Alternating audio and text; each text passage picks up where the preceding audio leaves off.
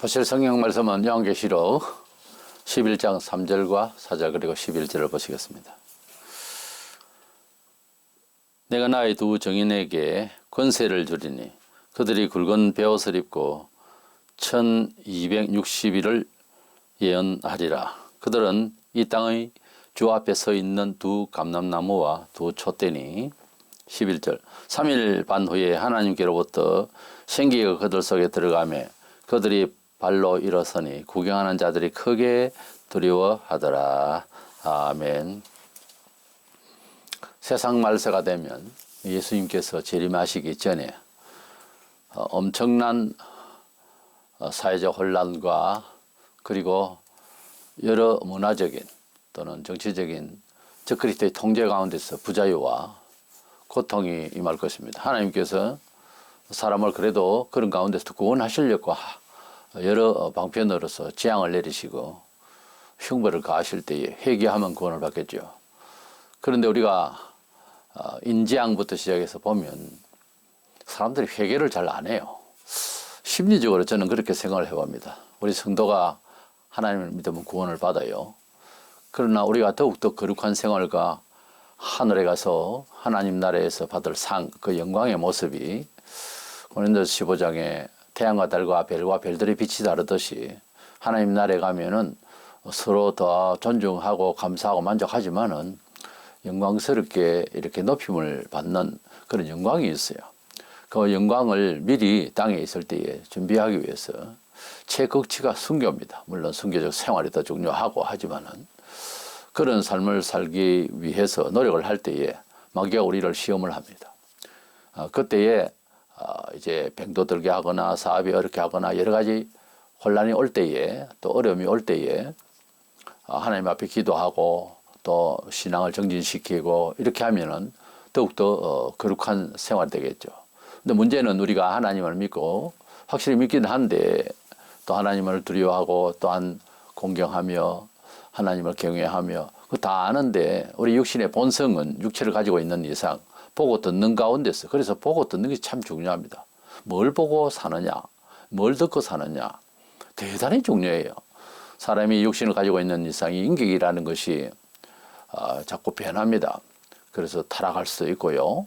그래서 교인이 잘못해서 매를 맞을 때는 영원한 행별이 아니고 성화를 거룩하게 하기 위해서 매질을 할 때도 있어요. 그런 일이 없이 잘 돼야 되겠죠. 저를 보고 매를 맞고 반성하고 이러는데 그 전에 미리 경건을 다하고 주님의 사람답게 살려고 노력을 할 필요가 있어요.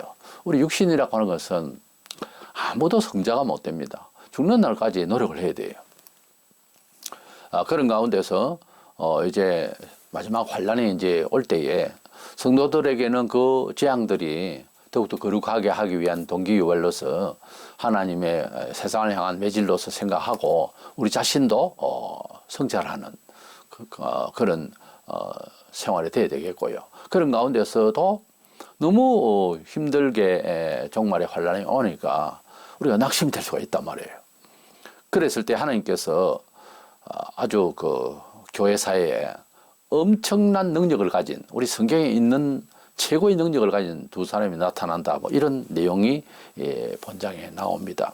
이래서 대환란 중에 두 정인이 나타나서 능력을 발휘할 때에 우리가 믿고 있고 알고는 있으나 내는 능력을 발휘하지 못하고 또 본 적도 없고 그저 성경에 있는 것만 알고 그들 인정만 하고 있다가 실제 보게 되는 그래서 믿음이 없는 사람은 보고도 믿음을 이제 더 가질 수 있는 동기는 돼요.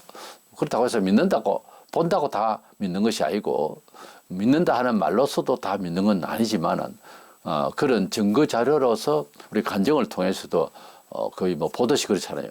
그런 걸 통해서도 우리 믿음이 크게 돼야 되는 것입니다. 어쨌든 우리가 믿음이 좋아야 돼요. 어느 시대나. 그래서 낙심을 하고 재앙이 임하고 할 때에 두 정인이 나타나서 엄청난 능력을 발휘하면서 하나님의 존재와 우리의 신앙의 그 끝에 마지막 소망인 천국이 우리 눈앞에 완전히 이제 크로즈업되고 또 확신되어지는 그런 일을 위해서 두 사람이 나타난다 이렇게 내용이 되어 있는데 환란 중에 두 정인이라는 주제로 말씀을 나눌 때에 이 두 정인을 주로 교회다, 우리 성도들을 뜻한다, 뭐 이렇게들 해석들을 많이 하는데, 이 두 정인이 한 활동과 또 죽고 난 뒤에 또 다시 살고 하늘로 올라가는 내용도 있고 하니까 이 내용을 좀 더 잘 살펴서 하나님의 경륜에 대해서 잘 깨닫기를 합니다. 먼저는 이 두 정인이, 그러니까 마지막 시대에 적그리스도가 나타날 때에 대환란이 있는데 중반까지, 처음부터 중반까지 이 두 정인이 활동하는 내용이 나오는데 아주 특별한 증거자로서 돋보이는 것입니다. 먼저 본장 1, 2절에 보면 대환란 중에도 우리 성도들을 지켜주실 것과 적그리스도가 교회를 무지하게 핍박하게 되는 그런 이제 예언이 있습니다.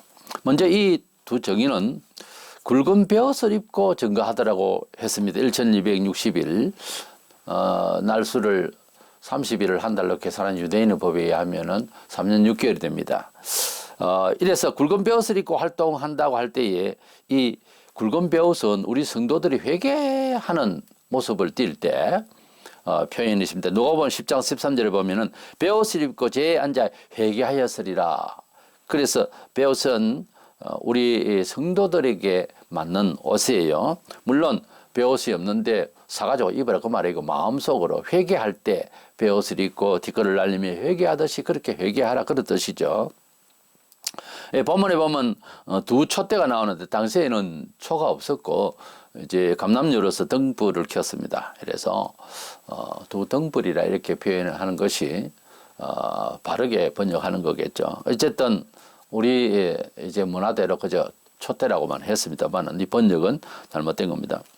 때문에 이 촛대는 등장으로 이제 번역해서 보면 좋겠고, 두 감람나무의 이 이라고 이명 둘 이것은 예수님께서 복음을 전파하러 보내실 때에 제자들도 둘씩 보냈습니다. 그래서 세상의 법에도 정인으로서는 두 사람 이상이 돼야 돼요. 그래서 한 사람 말만 들으면 안 되잖아요. 그래서 적어도 두세 사람이 되어야 확정할 수 있는 객관성이 있죠. 그래서 예수님께서도 증거를 하러 보낼 때에 둘씩 보내셨습니다. 이래서 두 정인이 이렇게 나타나는데, 이것은 복음을 전하기 위한 완벽한 숫자로서 그렇게 일단 기본적 숫자고, 그리고 정인수로서 그렇게 이라고 하는, 두 사람이라고 하는 이런 수치를 볼 수가 있습니다. 등불은 뭐 우리가 어둠을 밝히는 그겠죠. 전기가 있기 전에, 초가 또 생기기 전에. 근데 이 두 등불, 이 등불은 예수께서도 우리를 또 구약에도 그랬고, 성도들은 세상의 등불이라 빛이라 그랬어요. 이 빛은 어두움을 이제 밝게 하는 거니까 우리 성도들이 살아가는 삶의 사회 속에서, 관계 속에서, 조직 속에서, 문화 속에서 선도적이고 우리가 주도적으로 그렇게 이끌 것을 말씀하신 거예요. 마태오 5장 14절에 너희는 세상의 빛이라 그랬습니다. 우리가 세상에 빛된 생활을 하는 것은 정신적인 거죠. 영적인 거죠. 그런데 성도가 세상에서 가령 뭐 도둑질을 해가지고 잡혔다. 이건 뭐 밝은 세상 만들려 하다 더 어둡게 만드는 거거든요. 이건 뭐 땅을 치고 회개하고 돌아서야 됩니다. 사람이 실수를 할 수 있죠. 그런데 성도가 하지 않아야 할 행위가 수없이 우리가 나타난단 말이에요. 그럴 때는 불신자는 그냥 벌만 받고 만다 이러죠. 우리는 철저히 회개를 하고 새롭게 변화를 받아야 되는 거예요. 그래서 과거에 나는 예수님께서 과거에 십자가에 죽으심으로 희생제사를 드렸기 때문에 과거에 나는 예수의 보혈로 치유를 받아야 됩니다. 입만 가지고 안 되고 생각만 가지고 안 돼요. 마음의 변화는 꼭 목욕을 하듯이, 실제 물에 들어서 목욕하듯이 실제적인 그런 경험이 필요해요. 정말 회개를 하면은 새 사람의 생활을 할 수가 있어요. 하나님의 인도가 달라요. 그 다음날 자고 일어나면 다른 세상이 열립니다. 분명히 회개를 하면은. 그런데 내 생각대로 살겠다, 모든 사람이 이렇게 산다, 이렇게 맞춰가면은 안 풀립니다. 계속 신경을 쓰고 살고 불안해 살고, 자기 자신이 불안하다는 생각을 안 하고 사는 게, 자유로운 영혼은 보면 불안해요. 매사에 염려를 하고 산다고. 근데 죄를 회개하고 나면 사람이 굉장히 자유한 영혼으로 보여요, 원래. 그리고 생활도 그렇게 선택을 하고 기획을 하고 생활 자체를 갖다 좀 더 기획이 달라요. 예, 믿음으로, 어지간한 것은 믿음으로 살려고 그래요. 너무 세상에 디테일하게 그렇게 고민하면서 염려하면서 사는 것은 실제로 성경적으로 볼 때는 삶이 변화된 것이 아니거나 부족한 거예요. 그래서 우리가 믿음으로 산다는 처세를 굉장히 대부분의 사람이 종교적으로만 생각해요. 믿음으로 산다는 주일날 교회를 나가는 거고, 불교인들은 뭐 산에 절에 간다, 이래 생각을 하는데, 믿음으로 산다는 자체를 성경은 누차 우리 영혼이 먼저 평강을 얻는 겁니다. 자유함. 여기에 대한 종교적인 철학적인 이야기를 하려고 하면 상당히 많은데, 우리 인생이 이 세상을 살아가면서 문화 속에서 철저히 우리는 공중권세 잡은 자 안에 태어날 때부터 문화와 가족과 여러 그 사회 풍습 속에서 미어 있다고요. 그래서 성령 안에서 하나씩 깨어나고 살아야 된다고요. 우리가 다 묶여 있어요, 원래는. 그거를 안다고 하는 것은 깊은 기도가 필요해요. 그리고 성경을 많이 읽고 또 믿음을 행하다 보면 하나씩 열려요. 정말 광명으로 보인다고, 세상을. 그렇지 아니하고는 하나님을 믿고 예수님이 내 죄를 위하여 돌아가신 분이라고 믿는 사람은 구원은 받겠지만 그 이상은 안 되는 거예요. 일생을 살아도 믿음으로 산다는 자체를 모르고 죽는다고. 그래도 하나님께서는 예수님이 내 죄를 위하여 돌아가셨다는 것을 믿고 고백하는 사람은, 그래서 회개하는 모습도 있어야 되겠죠. 적어도. 근데 그러면 천국 간다 하지만 제가 볼 때는 너무 사람들이 종교적이에요. 감히 이제 목사로서 단적으로 말은 할 수가 없지만, 저런 식으로 믿는다고 천국을 갈 수 있을까 하는 부분을 보는 거면, 도덕적이거나 삶의 뭐 생활에 이런 문제를 가지고 이야기하는 거 아닙니다. 믿음이라고 하는 것이 안착이 되면 사람이 달라지는 기본이라는 게 있거든요. 기본적 사양이 있다고요. 그게 안 되면 천국도 간다고 하는 것이 자기 혼자 믿는 것이지, 이단들도 얼마나 확신을 하는지 모릅니다. 자기 체면에 걸려가지고 희열을 느껴요. 이단에 들어가도 타 종교도 그래요. 불교도 마찬가지죠. 이것이 옳으냐고 거기에 심취를 하면 거기에 영혼을 맡겨버려요. 그런 현상이 우리 기독교인이라고 없다고 할 수 없잖아요. 같은 성경을 가진 사람으로서. 그러니까 성경적으로 내가 그렇게 사는지를 짚어보시라고요, 스스로. 꼭 뭐 상담을 안 해도 이렇게 성경을 읽어보면은 넉넉히 자신을 돌아볼 수가 있어요. 성경적이 못하면 무조건 하고 안 믿는 거예요, 그게. 믿으려고 하는 거지 믿음 상태가 아니라고. 그래서 참된 믿음을 우리가 믿음의 옷을 입어야 어떤 환난이 또는 마지막 죽음의 관문이 와도 주여 하고 부를 수 있어요. 지금 주여 하는 것이 죽을 때도 주여 할 수 있어야 구원받는 거죠. 죽을 때에 나는 예수 안 믿는다 하고 죽은 사람이 한둘이 아니에요. 실컷 예수 믿는다 하고 직분 장로까지 얻어도 그런 사람들의 이야기 한두 번이 아니라니까요. 얼마든지 종교 생활은요 평생 할 수 있어요. 그거 아닙니다. 그 믿음이 아니에요. 성경에 말하는 믿음은 정말 주님을 경험하는 거예요. 인격적으로 전율로 느끼면서 그냥 창자까지 만지시는 그런 경험을 하는 거예요. 그게 뭐 특별한 불세례와 같은 거다 아니요. 중생 거듭나면요 실제로 체험이 됩니다. 본인 자신 난 이렇게 변했구나 이걸 안다니까요. 그런 경험을 하나도 말을 하지 않냐고. 몇 년을 믿어도 예수 믿으니까 좋은 점, 은혜로운 점을 한 번도 누가 말하라 해서 하는 거 아니에요. 특징이 자꾸 말하고 싶어. 예수 믿으라고. 이렇게 좋다고. 이 말 한마디 안 했다면 그대가 거듭나고 하나님 자녀가 맞습니까? 절대요. 이것은 개인적 신앙으로 그치지 않아요. 기독교 신앙은. 성령은 확산해요. 성경적이잖아요. 온 세상을 확산해요. 그래서 말하라고 말 안 했는데도 자연히 말해요. 예수 믿어라. 믿으면 이런 것이 좋고 또 천국이 있기 때문에 우리가 하나님 나라에 갈 수 있다. 가야 한다. 뭐 이렇게 전하게 되어 있거든요. 어쨌든 이 적그리스도의 대환란 시기에 전반부에 두 증인이 나타나서 회개를 외치는 배옷을 입고 죄를 회개하래 그죠. 그렇습니다. 언제나 회개의 설교, 회개의 말씀이 얼마나 우리에게 유익한지 모릅니다. 이렇게 외치고 있는 이 사람의 굵은 배옷을 입고 있는 것을 보면 말세에 회개를 외치는 사람이다. 이렇게 우선 볼 수 있고요. 그리고 두 번째는 그 사람의 입에서 불이 나서 원수를 소멸한다는 말이 5절에 나와요. 이것은 입에서 불이 난다는 것은 뭐 마소라는 사람의 불이 아니고 하나님의 말씀이 불이 되어서 무슨 하나님의 말씀을 외치고 지금 이 재앙이 임한 것은 우리의 죄 때문입니다 하고 거리에도 외치고 조직에서도 외치고 막 외치니까 사람들이 뭐가 잘못됐는 이 정도의 문화는 우리가 잘 꾸려가면 된다는 합리적인 과학적인 이 세속의 가치로서 살아가기 때문에 예수를 안 믿잖아요. 그런데 강력하게 외치면은 이 사람을 가만두지 않고 죽이려고 해요. 그때 하나님의 말씀으로 이제 그들에게 지근을 해버릴 때에 불같은 마음으로서 그냥 불은 뜨겁잖아요. 양심이 뜨겁다 이런 마음을 가지는, 그래서 원수들이 이 두 정인을 죽이려고 대들 때에 뭐 사회인도 그렇고 정치인도 그렇고 특별히 종교계가 더 반박할 거예요. 회개가 없는 오늘날 교회 사회 보면 그럴 때에 그를 건들다가는 그의 말 자체가요 불같이 임합니다. 그것을 경험하게 되면 그 사람 감히 들 수가 없죠. 그래서 이제 야 이거 어떻게 죽여야 되겠다. 나중에 결국은 죽게 되기도 한데 한동안은 전도할 동안은 증거할 동안은 절대 맞설 수가 없어요. 그런 엄청난 능력을 가진 사람이 되는 거죠.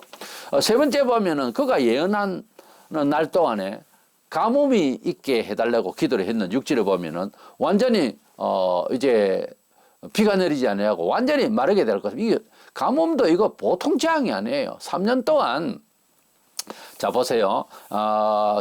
구약의 엘리야가 이제 그랬습니다만 엘리야 선지자처럼 이 두 정인이 권세를 행하는데 예언하는 날 동안 아주 가뭄이 있게 되는 이런 가뭄은 목마름이죠.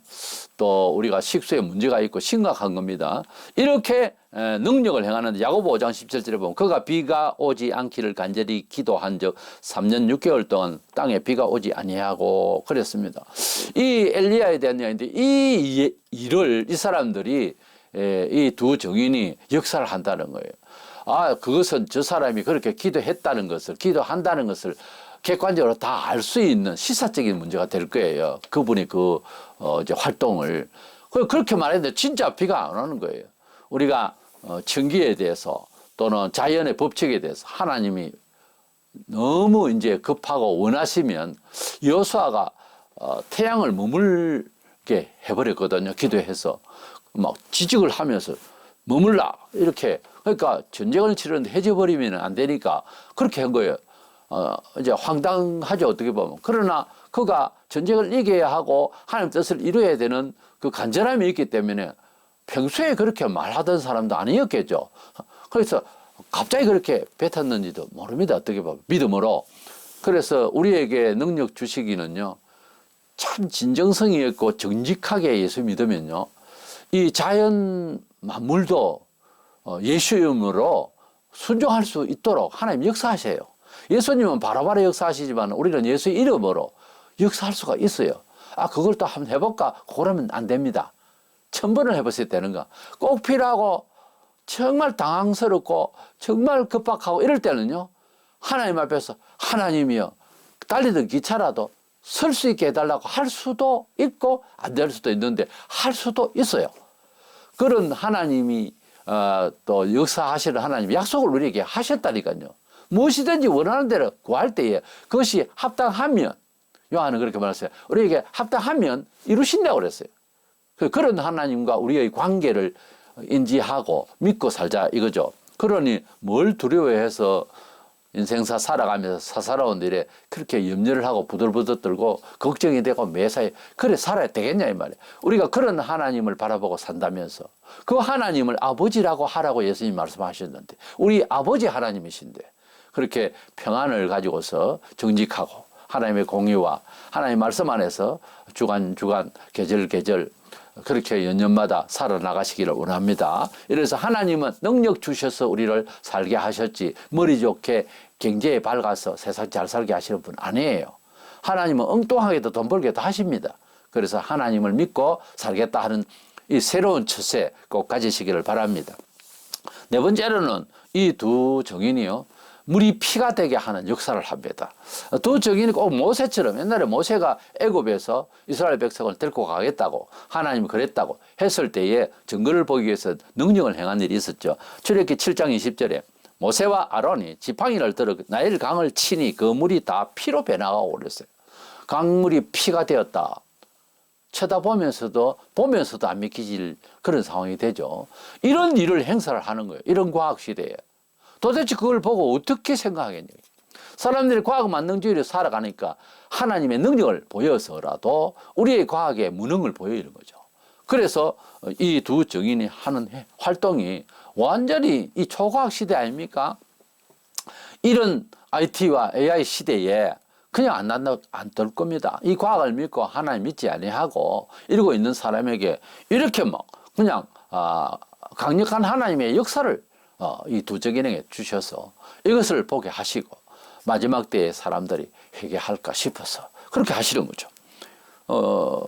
다섯 번째는 여러 능력을 발휘하더라. 6절에 그렇게 되어 있는데 이게 뭐 이 능력은 40일 금식해보고 사흘 그거 없어요. 아무 때나 필요할 때 바로 능력이 행해진다는 거죠.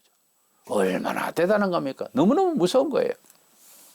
이래서 이런 능력을 발휘합니다. 그러다가 세상은 뭡니까? 질투와 시기와 세속적으로 살아가야 되겠는데 이 두 사람이 나타나서 엉망으로 만들고 있으니까 바로 그 사람을 죽이게 되는 겁니다. 7절에서 12절을 보면 그러나 그가 죽임을 당하는 다시 살아서 성천을 합니다. 이건 뭐 당하다가 죽였다가 또 살아나서 하늘로 올라가네. 뭐 답이 없어요. 세상은. 하여튼 이 두 정인이 역사하는 것은 온 세계가 이 역사 앞에서 정말 믿음으로 살고자 하는 성도들에게 큰 힘을 줄 것입니다. 저 그리스도 죽임을 당해가지고 사람들이 보는 가운데서 온 예루살렘 성 저 그리스도가 좌정하고 있는 그 주변의 길에다가 버렸는데 사흘 만에 살아서 하늘로 올라가는 거예요. 이것을 많은 사람들이 이 두 정의는 교회를 상징한다. 마지막 때의 교회가 이렇게 핍박을 받다가 부활하게 될 것이다. 이래 또 갖다 붙여요. 성경을 맥락 없이 전체적인 흐름 없이 딱 따가지고 그냥 적용하려면 창세기부터 코에 걸면 코걸이 돼버려요. 귀에 걸면 귀걸이. 그렇게 해석하면 안 돼요. 그래서 모든 그 성경의 66권에 대해서 보면 이게 특징이 있어요. 모세오경부터 시작해서 시편, 그리고 예언서, 그리고 복음서, 마태, 마가, 누가, 요한복음은 예수님의 전기가 들어있어요. 그래서 예수님과 함께 동행하던 제자들이 실제로 이제 예수님 석전하고 난 뒤에 주님 약속하신 대로 전도를 해보니까 꼭 예수님처럼 역사한 것이 사도행전이, 사도들의 행전이란 말이에요. 행동한 그런 내용들이 보이는 거예요. 그 다음에 로마서는 이후로는 이렇게 믿음을 소위 말하는 이제 변증을 하는 거예요. 그러다 계시록 여기에는 보면 다시 오실 주님에 대한 그 마지막 때에 대한 예언서가 되는 거예요. 이 특징들이 다 성경이 있어요.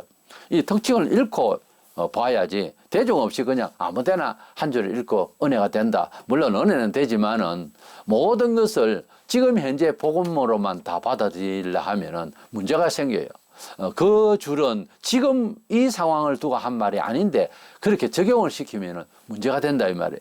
그래서 계시록은 지금 1장부터 하고 있는데 11장에 나타난 이 두 정인이 죽었다가 다시 하늘로 올라갔고 이것을 교회가 핍박받다가 부활하게 될 것을 예언한 것이다. 이래 해버리면 뒤에 또 교회가 핍박을 받고 또 뒤에 역사가 계속 있는데요.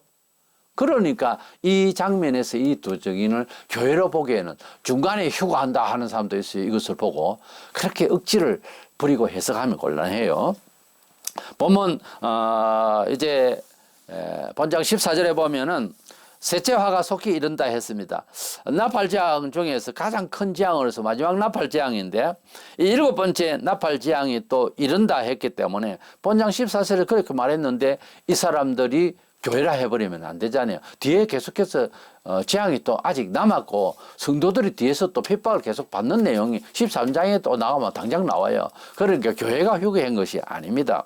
이래서 이 두 정의는 666의 대환란인 소위 7년 대환란의 적그리스도가 이 세상을 통제하는 그런 적그리스도의 대환란의 전반부에 이 사람들이 1260일 동안 1260일에 대해서 여러 설명들을 또 합니다. 뭐 역사적으로 또 설명하는데 전반부를 적어도 전반부 적그리스도의 대환란의 전반부에 이렇게 열심히 싸워주는 이런 두 정인이었다는 것을 알면 좋겠습니다. 이제 두 번째 생각하면서 이 두 정인은 말세 교회 사회 중에 정말 특별히 뽑아 세운 그런 사람이라는 결론을 내리고자 합니다. 이 둘의 능력을 보면은 꼭 우리가 보는 모세와 엘리야 같은 능력을 행했어요.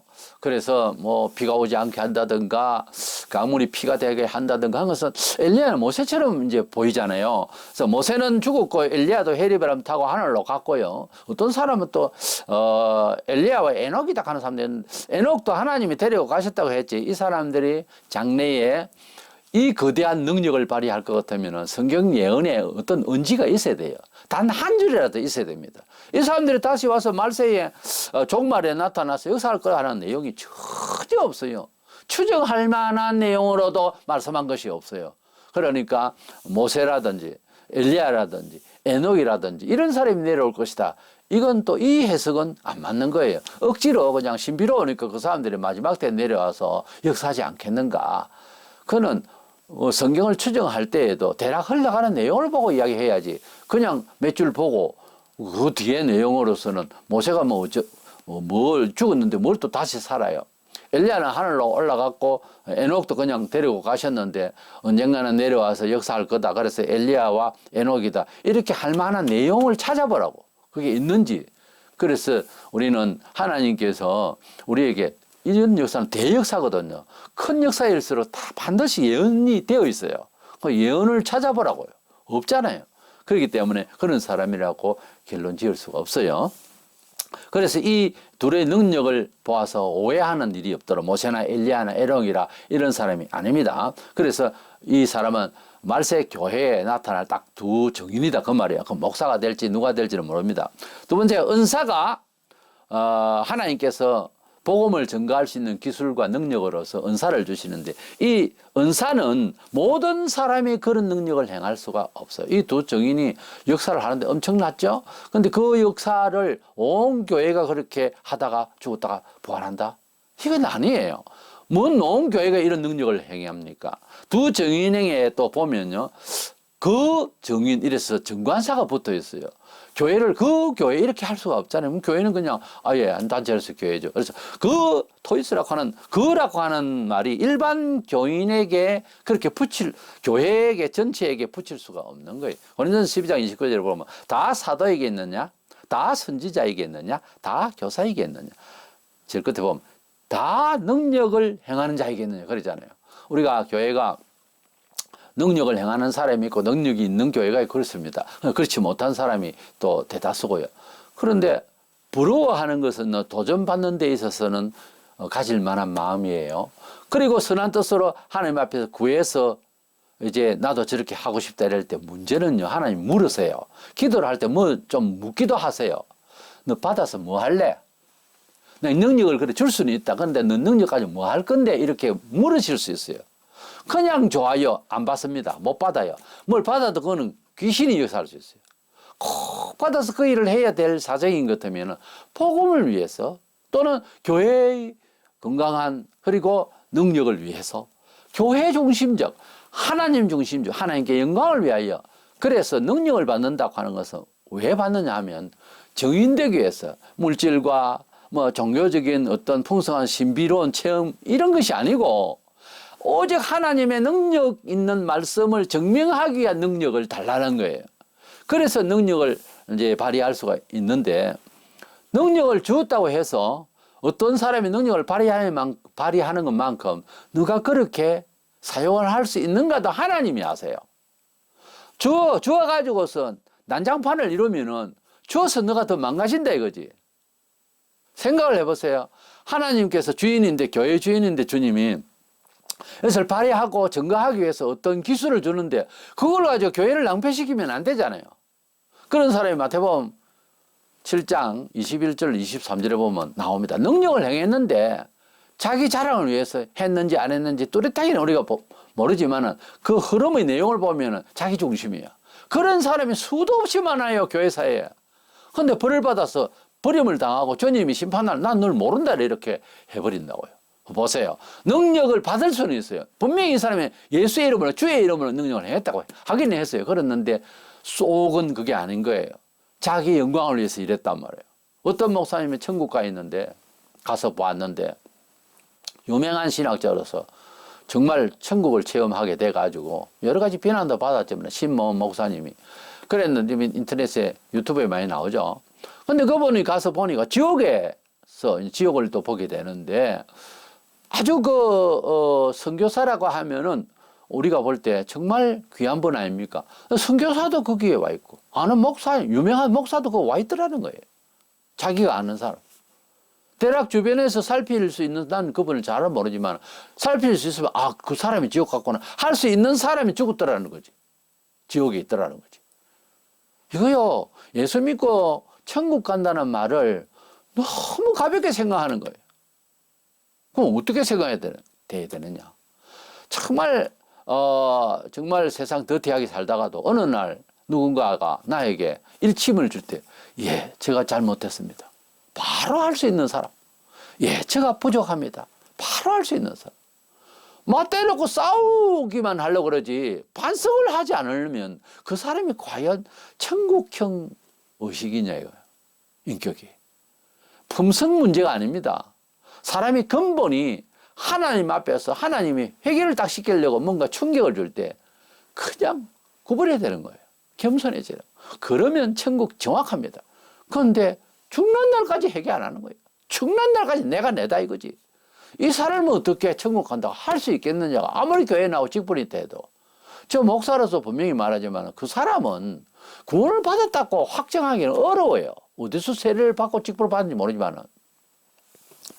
그래서 우리가 하나님 앞에서 이제 증거를 하는데 이 두 정의는 능력을 엄청나게 이제 발휘했어요. 근데 우리가 사회적으로도 우리 교회 사회에서 보면은 그냥 능력주의로 나가는 사람. 그래서 너도 능력 받고 너도 방언하고 너도 뭐 해라 하는데 그건 그렇게 목사가 강요할 일이 아니에요. 그렇다. 증거하기 기술 능력이라는 게 있다 하는 것 뿐이지 그 신비 체험을 하면 잘 믿을 것 같지 안 그렇다니까요. 오히려 교만해가지고 교회 시끄럽게 하고 분역해 하고 그래요. 그렇지 않다면 능력을 하나님이 주셨으면 조용히 그리고 능력 있게 그리고 교회를 위하고 하나 되게 하고 힘써요. 그런데 아니거든. 능력 받았다는 사람들, 무슨 신비를 받다는 사람들, 뭐 방언한다고 랄랄라 그러면서 교회를 혼란케 하고 시끄럽게 하고 교만하고 대다수가 그러니까 장로교에서 정통 장로교에서는 절제를 시키는 거예요. 그리고 그런 거 하지 말라고 하죠. 웬만하면. 물론 기적을 믿고 물론 하나님의 신비로운 뭐 꿈도 있을 수 있어요. 그러나 하나님의 말씀이 더 중요하다. 우리 사람에게는 종교성이라는 게 근성이 원래 있어요. 종교심리라는 게.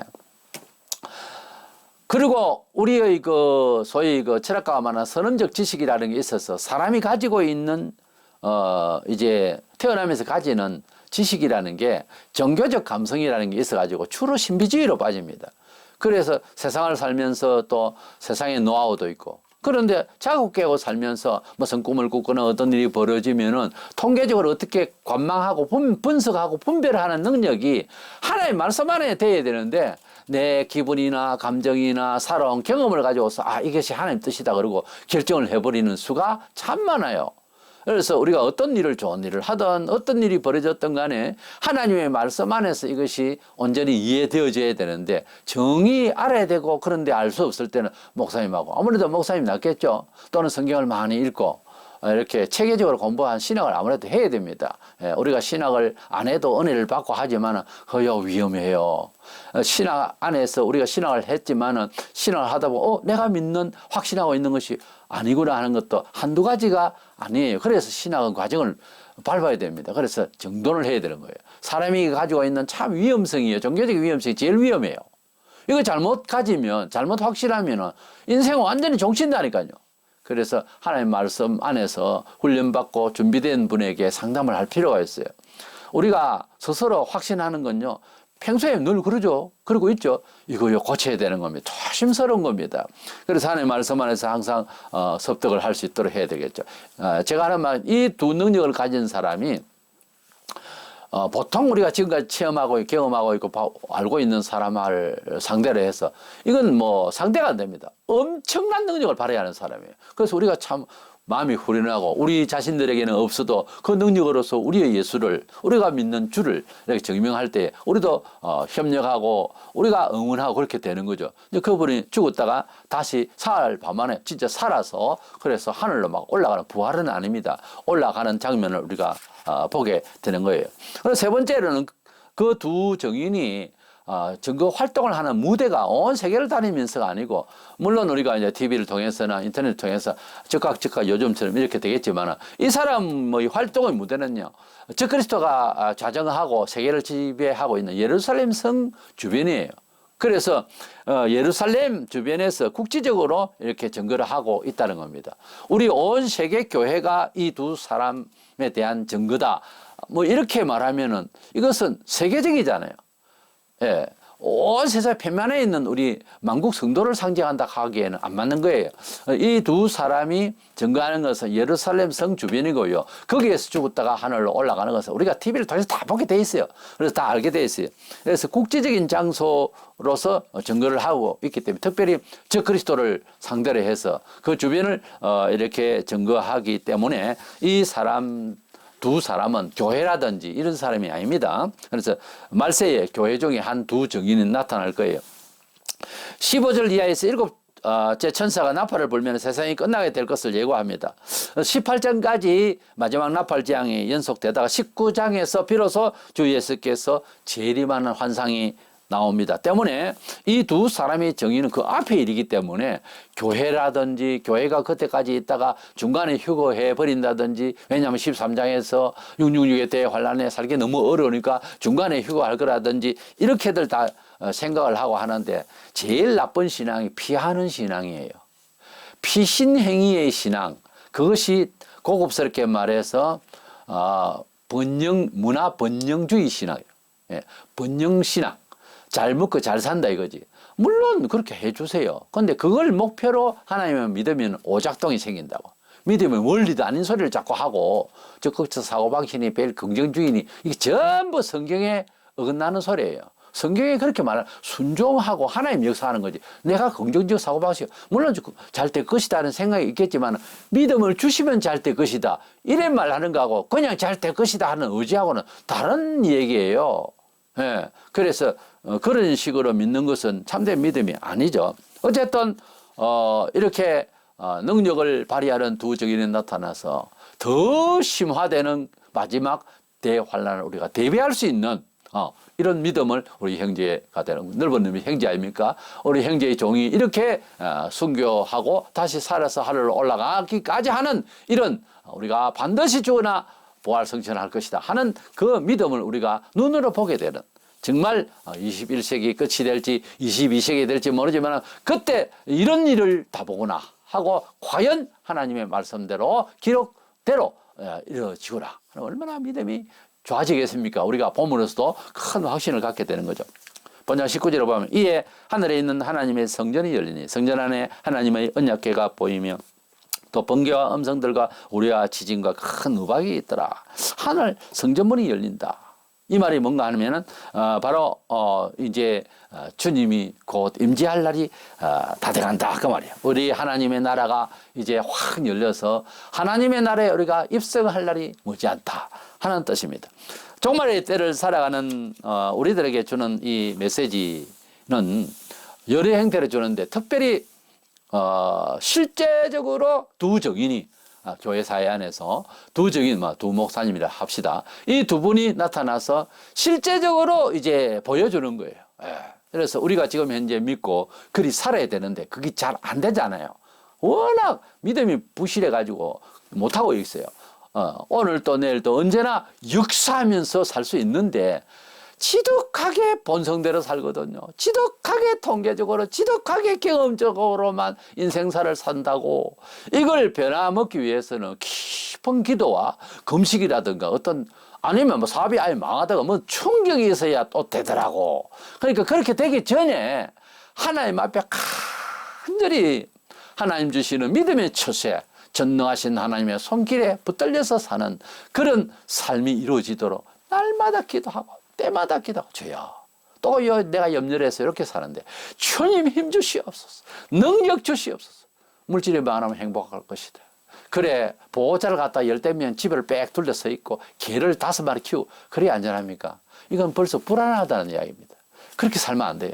물질이 뭐 평안하고 돈이 좀 있으면 그래서 은행을 믿고 은행을 믿어요. 은행도 한 방에 날아갑니다. 우리가 믿을 분은 하나님이세요. 그 믿는 믿음 안에서 적절히 세상 것을 이용해 주시고 은행에 돈을 맡게 하시고 이제 집을 주시고 하지, 차도 주시고 하지. 차를 믿어요.